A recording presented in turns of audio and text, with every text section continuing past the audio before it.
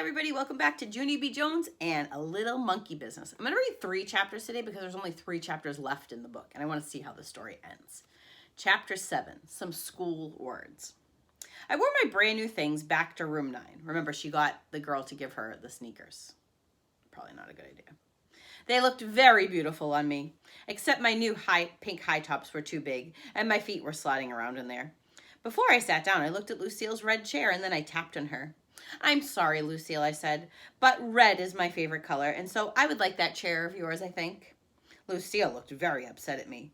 "But red is my favorite color too, Junie B." I don't know if Junie B is making very good choices right now. Let's see what happens. I patted her.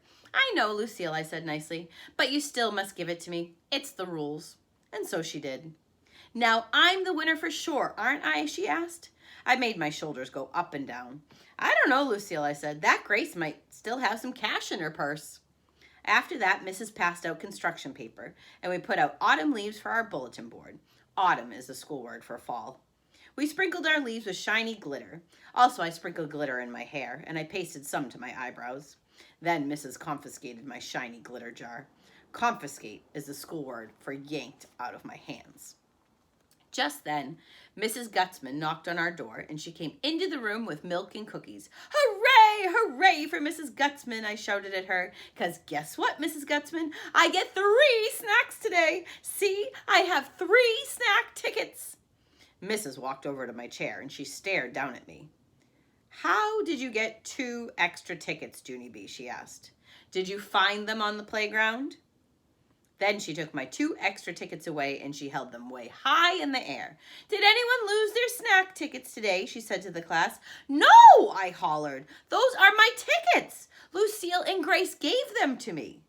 Mrs. raised her eyebrows. "Lucille, did you give Junie B your snack ticket today?" "Yes," said Lucille. "That's because she made me." "I did not, you dumb Lucille," I said. "I did not make you." Mrs. said, "Be quiet," to me. She folded her arms. "Grace, did you give your snack ticket to Junie B too?" Then that Grace started to cry because she thought she was in trouble. Mrs. tapped her foot. "Please come get your snack ticket, Grace," she said. And so then that Grace walked to my table in just her socks, and Mrs. made squinty eyes at her feet. "Where are your shoes, Grace?" she asked. That's when big fat crybaby Grace started crying even harder, and she pointed at her shoes. Mrs. peeped under my table. "Junie B. Jones," she hollered, "why are you wearing Grace's shoes?" Here's the scene.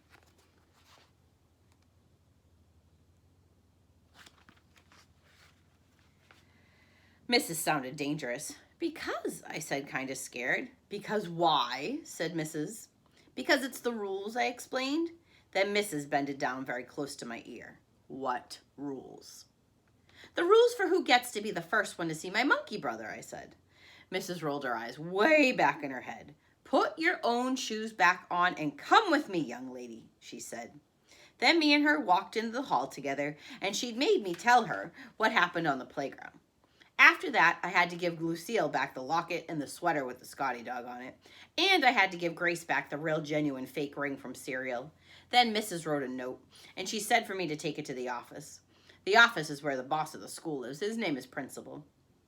"Yes, but I don't think I would like to go there today," I said, "or else my mother might get mad at me." Mrs. tapped her foot. Then she took hold of my hand. "Let's go, young lady. March," she said. And so then me and her marched to the office. March is the school word for pulled me way too fast. I knew that wasn't a good idea. You're not supposed to take other people's things. Let's see what happens. Chapter 8 is called Me and Principal. The school office is a scary place. It has loud ringing phones and a typing lady who is a stranger, and a row of chairs where bad kids sit. Mrs. plopped me in a blue one. "Wait here," she said. "Yeah, only I'm not bad," I whispered to just myself. Then I put my sweater on my head so nobody would see me in the bad kid's chair. After that, I peeked down my long sweater sleeve, and I saw Mrs. out of my handhole. She was knocking on Principal's door. Then she went in there, and my heart felt very pumpy, because she was tattling on me, I think. So here's Junie B sitting outside in the chairs, looking at Mrs. going into the principal's office. After a while, she came out again. Principal came with her. Principal has a baldy head, which looks like rubber. Also, he has big hands and heavy shoes and a suit made out of black. Could I see you in my office for a minute, Junie B? He said. And so then I had to go in there all by myself, and I sat in a big wood chair, and Principal made me take the sweater off my head. So what's all this about, he said. Why do you think your teacher brought you down here today? Because, I said very quiet. Because why, said Principal. Because that Grace shut off her big fat mouth, I explained. Then Principal folded his arms, and he said for me to start at the beginning. And so I did. First, I told him about how I spent the night at my grandpa's house. We had delicious waffles for breakfast, I said, and I had 5 of them. Only my grandpa didn't know where I put them all, except I put them way in here. Then I popped open my mouth and showed Principal where my waffles went. After that, I told him how my grandma, Miller, came home from the hospital, and she told me I had a monkey brother, for real and honest and truly. And so then I told the children at show and tell, I said, and at recess, Lucille and Grace started giving me lots of pretty stuff because they wanted to be first to see him. Except too bad for me, I said, because when we came inside, Mrs. found out about the snack tickets, and then that dumb Grace shut off her big fat mouth about her shoes, and so I got marched down here, and I had to sit in the bad kid's chair. Then I smoothed my skirt. The end, I said nicely. Principal rubbed his head that looks like rubber. Junie B, maybe we should go back to when your grandmother came home from the hospital, he said. Can you remember exactly what she said about your brother being a monkey? I scrunched my eyes real tight to remember.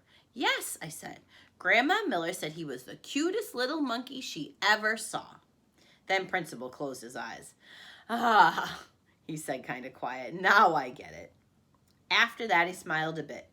You see, Junie B, when your grandmother called your brother a little monkey, she didn't mean he was a real little monkey. She just meant he was, well, cute.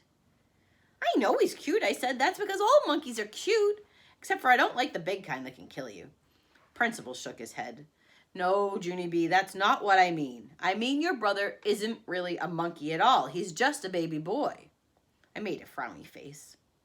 No, he is not a little baby boy, I told him. He's a real alive baby monkey with black furry hair and long fingers and toes. You can ask my Grandma Miller if you don't believe me. And so guess what Principal did? He called her, that's what. He called Grandma Miller right on the phone. And then he talked to her too, and then I talked to her. Hey, Grandma, I said very shouty. Guess what just happened down here? Principal said that my baby brother isn't a real alive monkey. Only he is, because you told me that, remember? You said he was a monkey, for really and honest and truly. Then Grandma Miller said she was very sorry, but she didn't mean he was a real monkey. She just meant he was cute. Just like Principal explained to me. That's what I was saying before, remember? And so then I felt very droopy inside.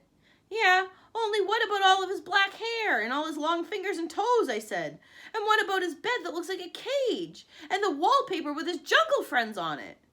But Grandma Miller kept on saying that my new baby brother was just a regular cute baby. And so finally I didn't want to talk to her anymore and I hanged up the phone. Then I bent my head way down and my eyes got a little bit of wet in them. Darn it, I said. After that, Principal gave me a tissue and he said I'm sorry to me. Then he held my hand and me and him walked back to room 9. I wonder if she's going to tell all the other kids now. Chapter 9 is called Pigs and Ducks and Stuff. Principal went into room 9 with me. Then he clapped his giant hands together. Boys and girls, may I please have your attention, he said. I would like to explain what happened during show and tell today. It's about Junie B. Jones and her new baby brother. Just then that Jim I hate jumped right up out of his chair. He's not a monkey, is he? He shouted very loud. I knew it. I knew he wasn't a monkey. I made a big fist at him. How would you like this up your nose, you big dumb Jim, I hollered. Then Principal frowned at me. And so I didn't. I smiled. I hate that guy, I said nicely. After that, Principal took a big breath. Boys and girls, there's a good reason why Junie B told you that her baby brother was a monkey, he said. Yeah, it was all my Grandma Miller's fault, I interrupted, because she told me that my brother was a little monkey. Only she didn't mean he was a real little monkey. She just meant he was cute. Only who the heck knew that dumb thing? Principal made another frown at me. Then he talked some more. You see, boys and girls, he said, sometimes adults say things that can be very confusing to children. Like, what if you heard me talking about a lucky duck? You might think I was talking about a real live duck, but lucky duck just means a lucky person. Right, said Mrs. And we call someone a busy bee. We don't mean he's a real bee. We just mean he's a hard worker. Hey, I just thought of another one, I said, very excited. A dumb bunny isn't a real alive bunny either. It's just a plain old dumb guy. Then my friend Lucille raised her hands. I've got one too, she said. Sometimes my Nana calls my daddy a couch potato, only he's not a real potato. He's just a lazy bum. Yeah, and I'm not a big pig, said my new boyfriend Ricardo, but my mom says I eat like one. After that, a whole bunch of other kids said they eat like big pigs too. Only a boy named Donald said he eats like a horse, and crybaby William said he eats like a bird. Just then, it was time for the bell to ring, and so me and Principal said goodbye to each other and I went to my seat. Then I gave Lucille back her red chair, and she was very nice to me. I'm sorry that your brother isn't a real monkey, Junie B., she said. Thank you, Lucille, I said. I'm sorry that your daddy isn't a real potato, too. After that, the bell rang for us to go home, and so me and Lucille and that Grace held hands and walked outside together. Only then, a very wonderful thing happened, and it's called, I heard my mother's voice. Junie B, over here, honey. Daddy and I are over here.